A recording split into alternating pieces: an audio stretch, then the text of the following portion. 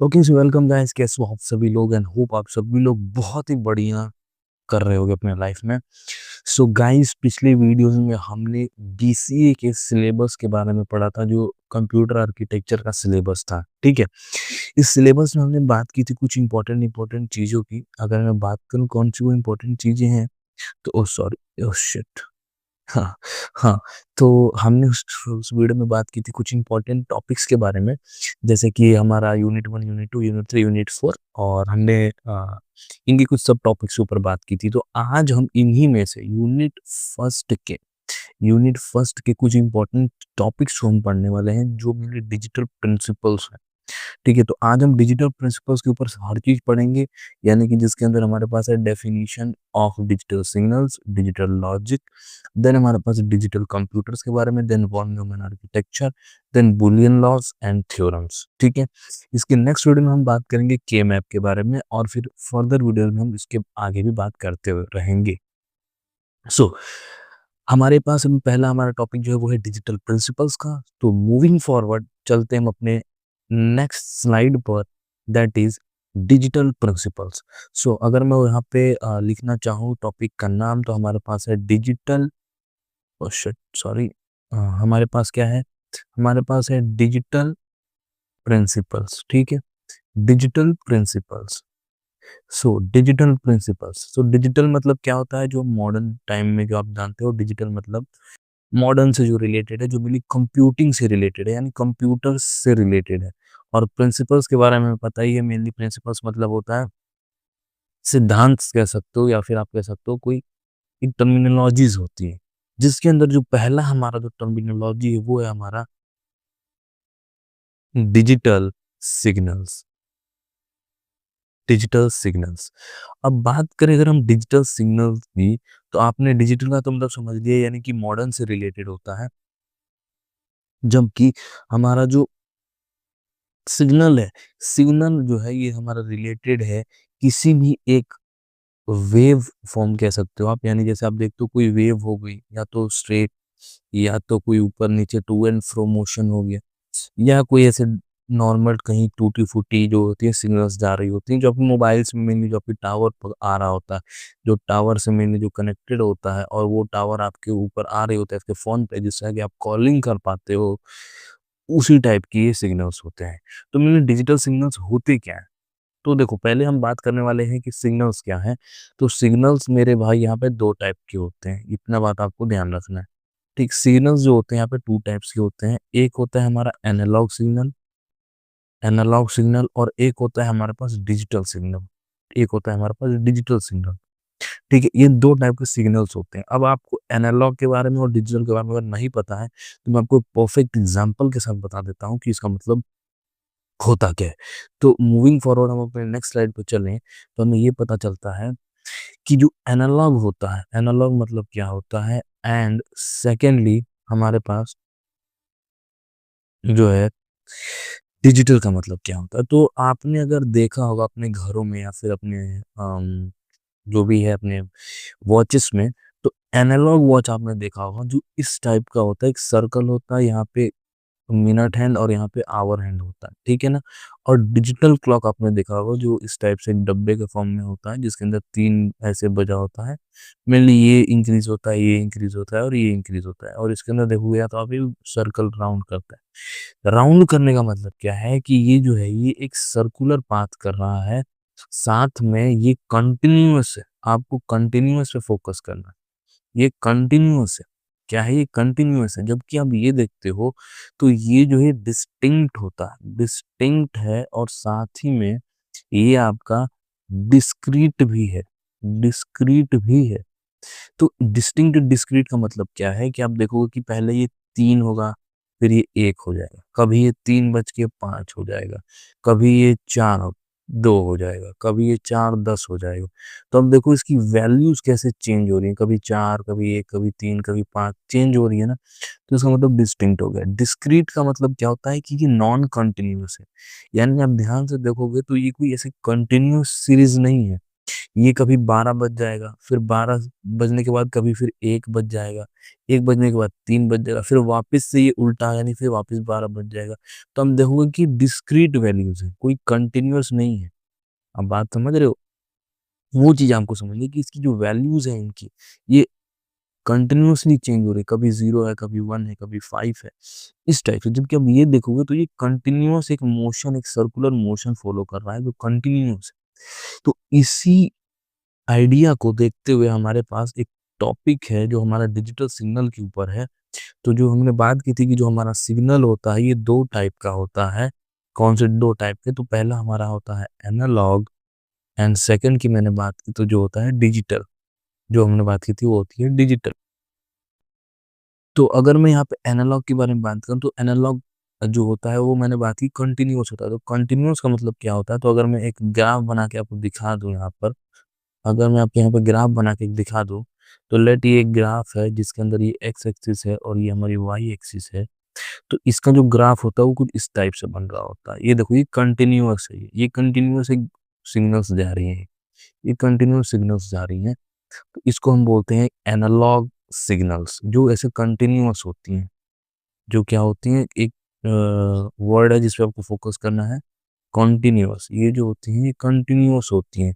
Second मैंने बात की डिजिटल की, तो डिजिटल में अगर मैं बनाना चाहूँ तो ये कुछ इस तरीके का, अगर मैं एक्स एक्सिस ले लूँ, ये वाई एक्सिस ले लूँ, तो इसके अंदर हमारे मैंने बात की थी डिजिटल का मतलब क्या होता है? जो कंप्यूटर से रिलेटेड हो, कंप्यूटर से रिलेटेड। और कंप्यूटर आपको पता है क्या होता है? एक इलेक्ट्रॉनिक डिवाइस होती है जो 2 चीज़ों पे वर्क करती है, यानी एक तो 0 पे और एक तो 1 पे, यानी कि ये बस 2 ही लैंग्वेज समझती है। एक तो 0 की लैंग्वेज समझती है और एक तो 1 की लैंग्वेज समझती है। इसके अलावा कुछ नहीं समझती है ये कंप्यूटर। तो डिजिटल सिग्नल की मैं बात करूँ तो यहाँ पे 2 वैल्यूज़ आ रही होती हैं। एक होती है 0 और एक होती है 1। तो इसका जो ग्राफ होता है वो कुछ इस तरीके से बन रहा होता है। आपको समझना पड़ेगा, ये इस तरीके से बन रहा होता है, जहाँ पे ये 0 होता है, ये 1 होता है, ये 0 होता है, ये 1 होता है, ये 0 होता है, ये 1 होता है, ये 1 होता है, ये 0 होता है, ये 0 होता है, 1 होता है, ये 0 होता है, 1 होता है। तो इसके अंदर 2 वैल्यूज़ होती हैं, एक हाई और एक लो। लो मतलब होता है आपका 0 और हाई का मतलब होता है आपका 1। तो डिजिटल सिग्नल्स जो होते हैं ये 2 इससे आपको क्या पता चला कि ये जो होते हैं ये डिस्क्रीट होता है। आप देखो 0 से डायरेक्ट 1 जा रहा है, ये इसी तरीके से कंटीन्यूअस नहीं है। यहाँ पे आप देखोगे, अगर इस ग्राफ में आप देखने की कोशिश करोगे तो ये 0.1 है, देन 0.2 है, देन 0.3 है। जबकि यहाँ पे आप देखो, यहाँ पे ग्राफ डायरेक्ट एक तो 0 है, एक तो 1 है, बीच का खा गया। समझ रहे हो? तो इसी की वजह से ये डिस्क्रीट होता है एंड ये डिस्टिंक्ट होता है। आपको इस डिस्टिंक्ट होता है। तो आपको इस बात पे ध्यान देनी है और आपको ये एक बात पे ध्यान देनी है कि जो डिजिटल सिग्नल्स होता है, ये केवल 2 टर्मिनोलॉजीज़ पे काम करता है, एक तो 0 और एक तो 1। और इस 0-1 को अगर हम कंबाइन कर दें तो उसे हम क्या बोलते हैं? Binary number. बाइनरी नंबर बोलते हैं। आपने बचपन में पढ़ा होगा कि बाइनरी नंबर एक ऐसा नंबर होता है जो कंप्यूटर समझता है और इसी पे वो ऑपरेट करता है। इसी पे वो ऑपरेट करता है। ठीक है? तो अभी जैसा कि मैंने आपको बता दिया तो ये सारी चीज़ें हैं हमारी।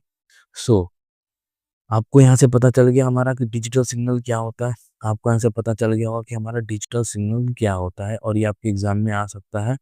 तो आपको जो है कि इस पे डिजिटल सिग्नल क्या होता है, आपको ये समझ में आ गया। तो अगर एग्ज़ाम में अगर आपका ये क्वेश्चन आता है तो आपको कुछ इसी टाइप से डायग्राम और बस इसको एक्सप्लेन कर देना है कि ये इस तरीके का होता है और ये इस टाइप का होता है। तो यहाँ पे हमारा डिजिटल सिग्नल जो होता है ये टॉपिक हमारा कंप्लीट होता है। इसका यूज़ हम आगे जो हमारे टॉपिक्स हैं उसमें हम यूज़ करेंगे, ठीक है? तो जो हमारे आगे जो हमारे टॉपिक्स हैं उनमें हम इस डिजिटल सिग्नल का हम यूज़ करने वाले हैं। ओके? Okay, done. तो हमारा सिग्नल्स का टॉपिक कंप्लीट होता है। अब हम चलते हैं अपने next topic. So okay guys, हम अब बात करने वाले हैं डिजिटल लॉजिक के बारे में। हमने डिजिटल सिग्नल्स के बारे में ऑल ऑफ द मोस्ट सारी चीज़ें हमने कवर कर ली हैं। उतना ही केवल आपके एग्ज़ाम्स में आने वाला है। अब अगर मैं बात करूँ डिजिटल लॉजिक की, तो जो डिजिटल लॉजिक होता है ये एक फंडामेंटल बिल्डिंग ब्लॉक होता है किसी भी डिजिटल इलेक्ट्रॉनिक्स में हमारे। तो इसका मतलब क्या है? सिंपली सा ये है कि जो हमारा डिजिटल इलेक्ट्रॉनिक्स है, यानी कि जितने भी चीज़ें जो हमारी डिजिटल इलेक्ट्रॉनिक्स से रिलेटेड है, जैसे कि कंप्यूटर, मोबाइल, लैपटॉप, जितने भी हमारे चीज़ें हैं, जितने भी हमारे सर्किट्स होते हैं डिजिटल इलेक्ट्रॉनिक्स में, यानी कि जब आप किसी भी फ़ोन को खोलते हैं तो उसके अंदर बहुत सारे सर्किट्स हो रहे होते हैं। आप किसी भी इलेक्ट्रॉनिक डिवाइस में देखते हो तो बहुत सारे सर्किट्स होते हैं, चाहे वो आपका कोई भी कनेक्शंस हो गए या फिर आपका फ़ोन हो गया या फिर किसी भी टाइप का डिवाइस हो गया, उन सब का। तो जो लॉजिक है ना, ये डिजिटल लॉजिक जो है ना मेरे भाई, ये जो है एक फंडामेंटल बिल्डिंग ब्लॉक है, फंडामेंटल बिल्डिंग ब्लॉक है। अब मैं बताना चाह रहा हूँ कि ये जो मेनली लॉजिक होता है, ये डिजिटल लॉजिक जो होता है, ये जो होता है, ये मेनली यूज़ होता है हमारे डिजिटल डिजिटल लॉजिक गेट्स में। अब ये डिजिटल लॉजिक गेट्स क्या होते हैं? तो डिजिटल लॉजिक गेट्स जो होते हैं, ये एक बहुत ही इम्पोर्टेंट टॉपिक है, जो हमारे इस सिलेबस का पार्ट है, जो बहुत इम्पोर्टेंट है। आप कह सकते हो कि मोस्ट इम्पोर्टेंट जो है टॉपिक जो है वो हमारा यही है, डिजिटल लॉजिक गेट्स, जिस पे आप डबल, ट्रिपल स्टार चाहे कितने भी स्टार्स लगाओ, ये मोस्ट इम्पोर्टेंट है, ठीक है? तो ये लॉजिक गेट्स को हम बना रहे होते हैं, ये बहुत सारे गेट्स होते हैं, हम आगे बात करेंगे इसके बारे में। लेकिन इससे पहले आपको ये जानना है कि ये जो डिजिटल लॉजिक है, ये जो है ये एक सिस्टम ऑफ रूल्स होता है। ये एक सिस्टम ऑफ रूल्स को फॉलो करता है, जिसे हम बूलियन एक्सप्रेशंस बोलते हैं, जिसे हम बूलियन लॉज बोलते हैं या बूलियन एक्सप्रेशंस हम इसे बोलते हैं। क्या बोलते हैं? बूलियन लॉज या एक्सप्रेशन बोलते हैं। अभी आप बस नाम जान लो, आगे हम इसके बारे में डिटेल में पढ़ने वाले हैं। इन बूलियन लॉज का हम यूज करते हैं फॉर एडिशन, सब्ट्रैक्शन, मल्टीप्लिकेशन, इन सारे चीजों में हम यूज कर रहे होते हैं इन बूलियन लॉज का। ठीक है, तो अभी आप बस इतना जानो कि एक डिजिटल लॉजिक होता है जो फंडामेंटल बिल्डिंग ब्लॉक होता है, जो मेनली डिजिटल लॉजिक गेट्स के अंदर बहुत ही यूज आता है। और ये डिजिटल लॉजिक गेट्स किस में यूज आता है? तो ये सर्किट्स बनाने में हेल्प होता है। ये जो हमारे जितने भी इलेक्ट्रिकल सर्किट्स होते हैं, उसको बनाने में ये लॉजिक गेट्स हमारा हेल्प कर रहे होते हैं, ठीक है? और हम इन बूलियन लॉज का यूज करते हैं फॉर द सब्ट्रैक्शन, मल्टीप्लिकेशन और जो भी चीजें होंगी। तो आपको बस इतनी चीजों का ध्यान रखना है कि ये सारी चीजें हमारी हैं। इसके बाद हम पढ़ेंगे डिजिटल लॉजिक गेट्स अपने नेक्स्ट पार्ट में। बट हम यहाँ पे अभी डिजिटल लॉजिक गेट्स को ब्रीफ नहीं, एक अच्छे कंटेंट में देखेंगे। उसके बाद इसको ब्रीफ में हम बताएंगे अपने आने वाले लेक्चर्स में। तो let's move towards logic gates. तो लॉजिक गेट्स जो मेरे भाई होते हैं, ये लॉजिक गेट्स जो होते हैं हमारे, मेनली दो टाइप्स के होते हैं। एक होता है हमारा बेसिक लॉजिक गेट्स, एक होता है हमारा बेसिक लॉजिक गेट्स, ठीक है? एक होता है हमारा बेसिक लॉजिक गेट्स और एक होता है हमारा universal logic gates. Universal logic gates, universal logic gates. तो इसके बारे में अगर मैं डिटेल में आपको बताना चाहूँ, तो जो हमारा नेक्स्ट पेज में देख लेते हैं। जो हमारा बेसिक लॉजिक गेट है, ये हमारा जो है 3 टाइप का होता है। एक होता है हमारा एंड गेट, अभी अब बस नाम देखो, हम इसको डीप में आगे पढ़ेंगे। और गेट, ठीक, और तीसरा हमारे पास होता है नॉट गेट, नॉट गेट। इसके बाद हमारे पास एक आता है यूनिवर्सल, मैंने जैसा कि आपको बताया था यूनिवर्सल गेट। यूनिवर्सल गेट के बारे में अगर मैं बात करूं, तो ये होता है 2 टाइप का। एक होता है नैंड गेट, नैंड गेट। एक होता है आपका नॉर गेट, नॉर गेट। ये आपके कुछ इंपॉर्टेंट चीजें हैं जो आपको समझनी है। और इसके बाद से हमारे पास दो एक अलग से गेट आ रहे होते हैं। एक को हम लोग बोलते हैं एक्सॉर गेट, ये इन सब का पार्ट नहीं है, ये एक अलग से पार्ट है, एक्सॉर गेट। और एक होता है x nor gate.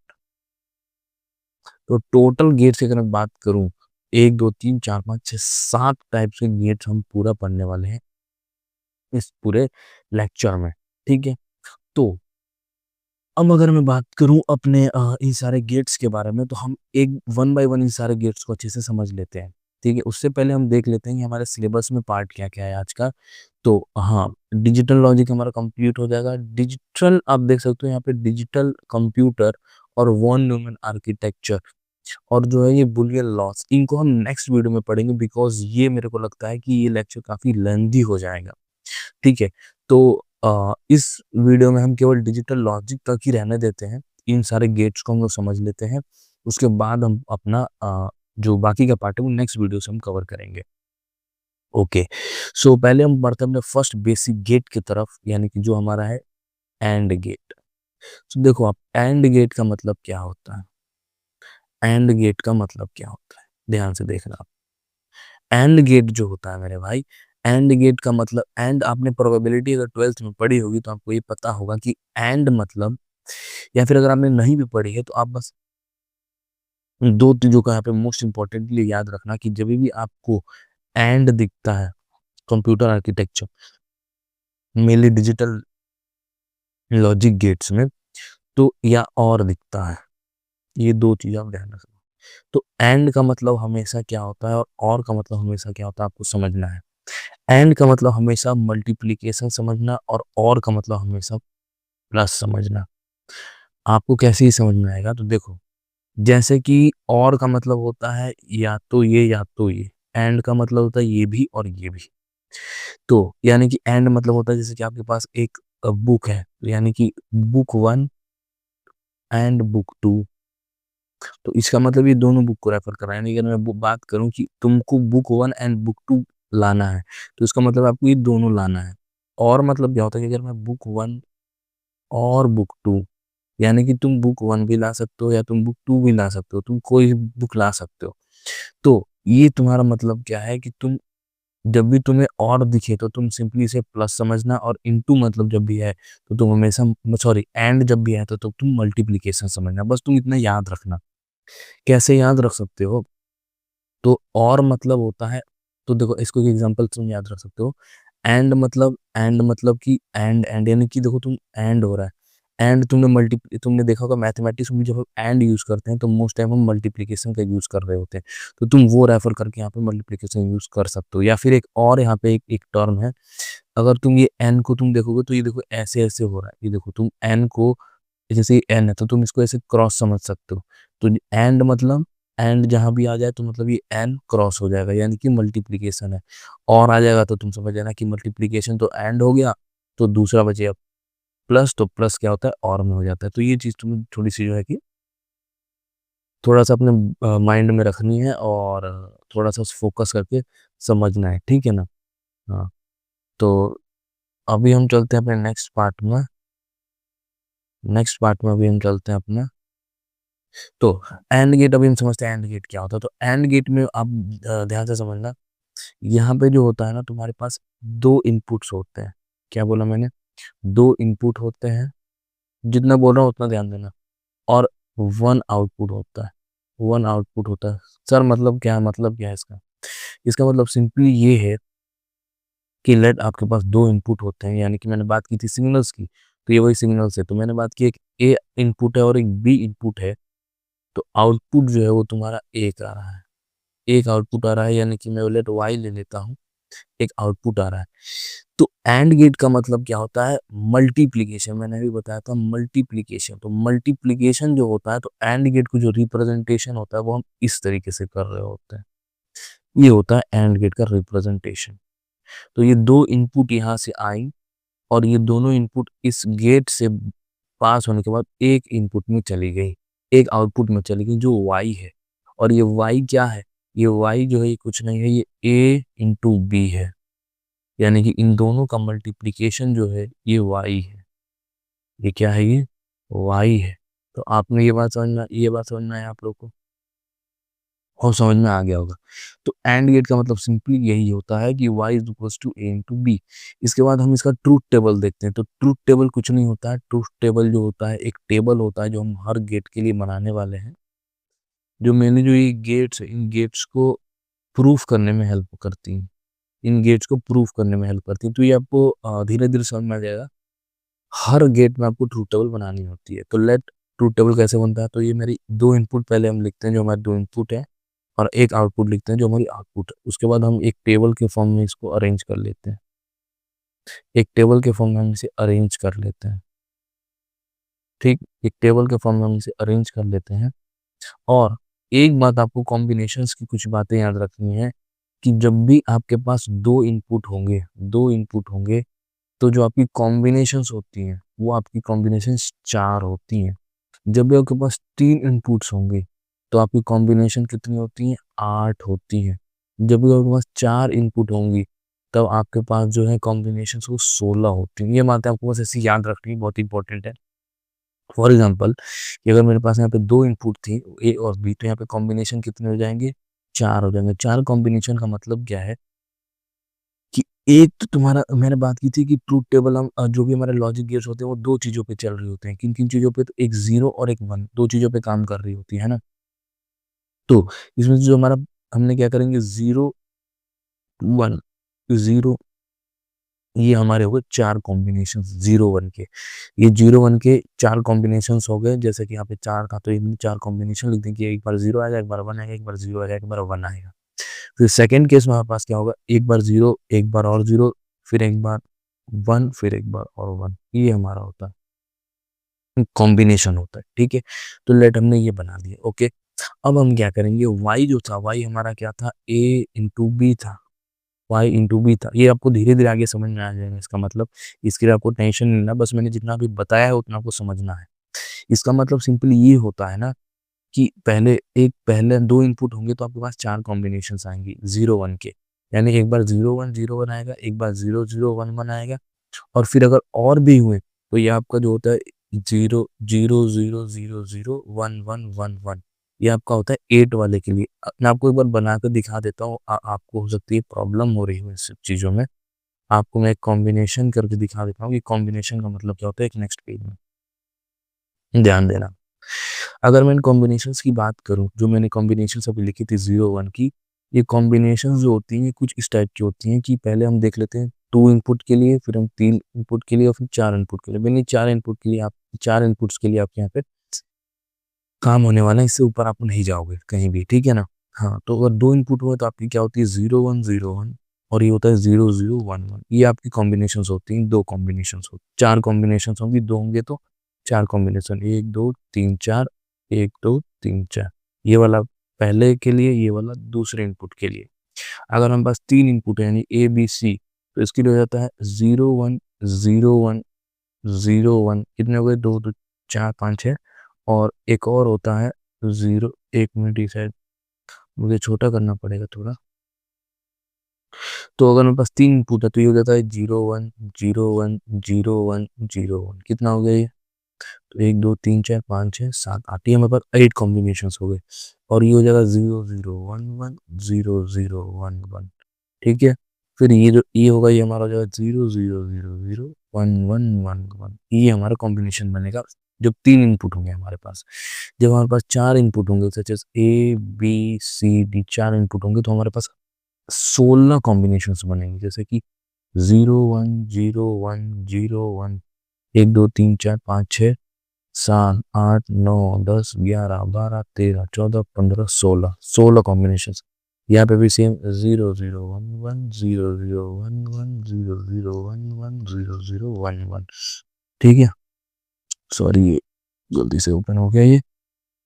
Okay, please इसे कट किया जाए। Shit man.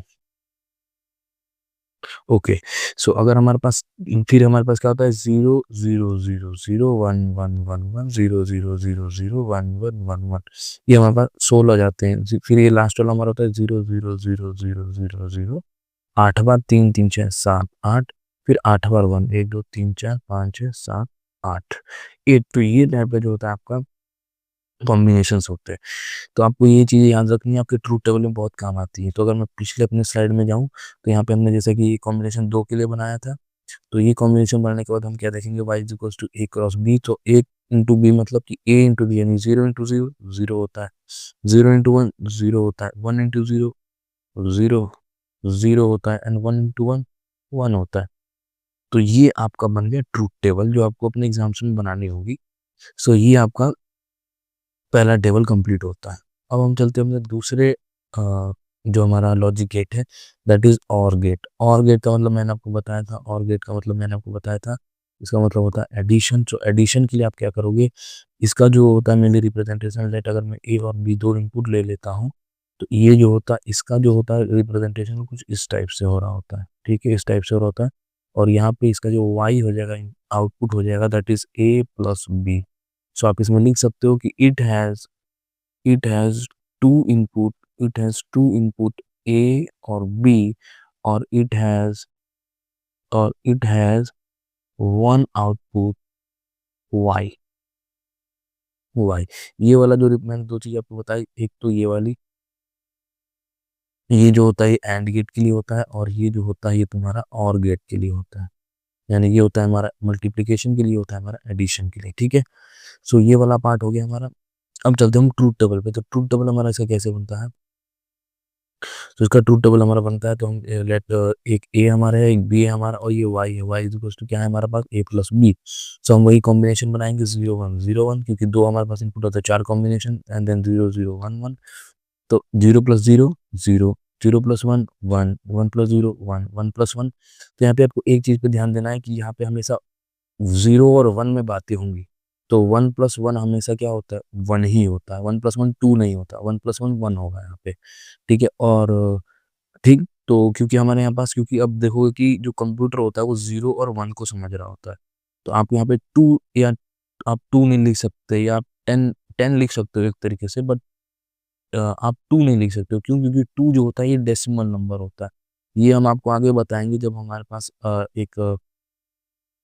जब हम नंबर सिस्टम पढ़ेंगे, जिसके अंदर हम लोग decimal to binary and binary to decimal हम लोग कन्वर्जन सीखेंगे, उसमें हम ये बात समझेंगे। तो अभी आप इतना समझो कि 1 + 1 1 ही होता है, 2 नहीं होता है। ठीक है, डिजिटल लॉजिक में या फिर पूरे डिजिटल इलेक्ट्रॉनिक्स में 1 + 1 हमेशा 1 होता है। आपको इतना समझना है। दो चीज मैंने बताई आपको कि 1 + 1 हमेशा कितना होता है? 1 होता है। और आपको एक और चीज याद रखनी है कि आपको एक और चीज याद रखनी है कि वो आप बस आपको एक ये चीज भी याद रखनी है, फिर आपको एक और चीज याद रखनी है, जो वो है, मैं आपको बता देता हूँ क्या है। 1 सेकेंड आप रुकना बस। आपको एक और चीज थोड़ी सी इंपॉर्टेंट है, वो अभी याद नहीं आ रही मेरे को, बट मैं बताता हूँ। यस, एक चीज आपको समझनी है कि सॉरी, के हाँ, 1 + 1 1 होता है, बट जब आप बाइनरी एडिशंस पढ़ोगे तो वहां पे जो 1 + 1 होता है वो 10 के इक्वल हो जाता है। क्यों? क्योंकि 10 की इक्वल क्यों होता है? बिकॉज ये जो होता है, आपको अभी समझना है, मैं आपको बाद में बताऊंगा इसका मतलब। तो अभी इसको आप छोड़ दो, इससे आप कंफ्यूज हो जाओगे थोड़े। ये अभी आप मत पढ़ो, इसमें कंफ्यूजन होगी आपको। ठीक है ना? तो ये मत पढ़ो अभी। अब इतना समझो कि इस जब ट्रूथ टेबल हम बना रहे होते हैं तो 1 + 1 जो होता है वो क्या होता है? 1 होता है। 1 + 1 1 होता है। क्यों? क्योंकि यहाँ पे 1 + 1 2 नहीं हो सकता, क्योंकि हमेशा 0 और 1 पे कंप्यूटर काम करता है, तो इस वजह से हम 1 लगा देंगे। तो ये हमारा बन गया और गेट। अब हम चलते हैं अपने नॉट गेट पे। तो नॉट गेट हमारा कैसा होता है? तो नॉट गेट मतलब हमारा ऐसा होता है कुछ तरीके का, जिसके अंदर हमारे पास एक इनपुट होगी और एक आउटपुट होगी। ठीक है, और इसका ट्रूथ टेबल जो होता है ये ऐसे होता है कि ये ए हो गया, तो ये वाई हो गया, ये वाई हो गया। तो वाई इज इक्वल टू क्या होता है? ए डैश। ए डैश का मतलब कि अगर मैं इस एक अगर हमारे पास एक इनपुट है तो हमारे पास दो कॉम्बिनेशन बनती है, यानी 0 और 1 बनेगी बस। तो 0 और 1 बनेगी, तो हमारे पास ए डैश का मतलब क्या होता है कि अगर हमारे पास 0 होगा तो 1 हो जाएगा, और 1 होगा तो 0 हो जाएगा। तो ये हमारा इसका ट्रूथ टेबल बन गया। ठीक है, ये हमारा इसका ट्रूथ टेबल बन गया। अब हम चलते हैं अपने नेक्स्ट स्लाइड पे। अब हम पढ़ेंगे दो इंपॉर्टेंट गेट्स जो हमारे पास, नैंड गेट और यूनिवर्सल गेट्स थी। तो हम अगर यूनिवर्सल गेट्स की बात करूं तो पहले हमारे पास आता है नैंड गेट। नैंड गेट का मतलब क्या होता है? नॉट एंड का मतलब होता है not and gate. Not and gate. Not and gate का मतलब क्या? जैसे कि आपने नॉट गेट अभी पढ़ा, इसका मतलब क्या होता है कि अगर 0 होगा तो 1 हो जाएगा, अगर 1 होगा तो 0 हो जाएगा। दैट मीन्स ए डैश होता है। ए डैश, अगर इनपुट ए है तो आउटपुट जो ए डैश होगा। तो नॉट एंड गेट का मतलब क्या होता है कि अगर हमारे को पता है कि एंड गेट जो होता था वो क्या होता है, उसका आउटपुट होता है y is equal to A into B. तो नॉट एंड नैंड गेट का क्या होगा? जिसके अंदर एन आ गया यानी नॉट आ गया, तो इसको जैसे हम क्या करेंगे, y इज इक्वल टू जो होगा वो ए इंटू बी नॉट हो जाएगा। That's it. दैट्स इट, इतनी सी बात होती है। यानी कि अगर अगर मेरा इन दोनों को मल्टीप्लाई करने पे 1 आ रहा है, तो इन दोनों को मल्टीप्लाई करने पे क्या आएगा? 0 आएगा। ठीक है, अब अगर मैं इसका डायग्राम आपको बना के दिखा दूं, तो लेट अगर हमारे पास एक ए है और एक बी है, दो इनपुट है। तो नैंड गेट में क्या होता है कि नैंड गेट तो हम ऐसे ही बना, पहले एंड गेट बनाएंगे और एंड गेट बनाने के बाद हम आगे एक नॉट गेट को ऐड कर देंगे। तो ये हमारा बन जाएगा क्या? ए इंटू बी नॉट, ये हमारा बन जाएगा नैंड गेट। इसको आप एक और तरीके से, ये हमारा नॉट गेट है और ये हमारा एंड गेट है, दोनों को हम मिला देंगे तो हमारा क्या बन जाएगा, नैंड गेट बन जाएगा। अगर मैं इसको दूसरे तरीके से बनाना चाहूँ तो एक और तरीका होता है इसे बनाने का, कि हमारे पास ये ए है, हमारे पास ये बी है, तो हम इसे ऐसे करके यहाँ पे बीच में एक छोटा सा सर्कल बना के इसे ऐसे कर देते हैं, तो ये भी हमारा नैंड गेट ही बनता है, इसको भी नैंड गेट ही कहते हैं। ठीक है, तो ये हमारा एक और रिप्रेजेंटेशन हो गया। अब इसका ट्रूथ टेबल बनाओ तो अगर मैं ए बी है और ये वाई हमारा है ए इंटू बी नॉट, तो हमने जैसा कि बात किया था कि दो हमारे पास इनपुट है, जैसे आप देख सकते हो, तो दो इनपुट है तो हम क्या करेंगे, 0 1 0 0, सॉरी 0 1 0 1, चार कॉम्बिनेशन, और यहाँ पे 0 0 1 1। 0 इंटू 0 कितना होता है, 0, बट ये उसका ऑपोजिट हो जाएगा तो ये 1 हो जाएगा। 0 इंटू 1 0 होता है तो ये 1 हो जाएगा। 1 इंटू 0 0 होता है तो ये भी 1 हो जाएगा। और 1 इंटू 1 हमने बात किया था 1 होता है, तो यहाँ पे क्या हो जाएगा, 0 हो जाएगा।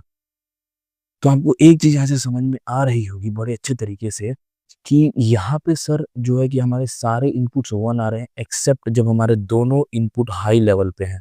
यानी जब हमारे दोनों इनपुट 1 1 है, यानी कि अगर मैं डायग्राम से बनाना चाहूँ कि जब हमारे पास ये भी 1 है और ये भी 1 है, तब जाकर के जो हमारा आउटपुट आ रहा है वो 0 आ रहा है।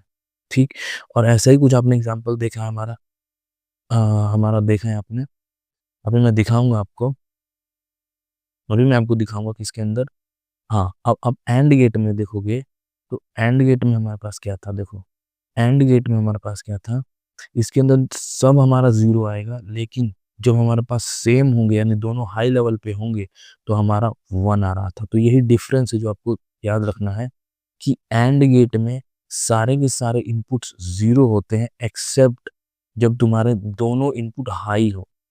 जब आपके दोनों इनपुट यानी ए एंड बी जब आप हाई लेवल पे दैट इज 1 होंगे, तो आपका आउटपुट भी क्या आएगा, 1 आएगा।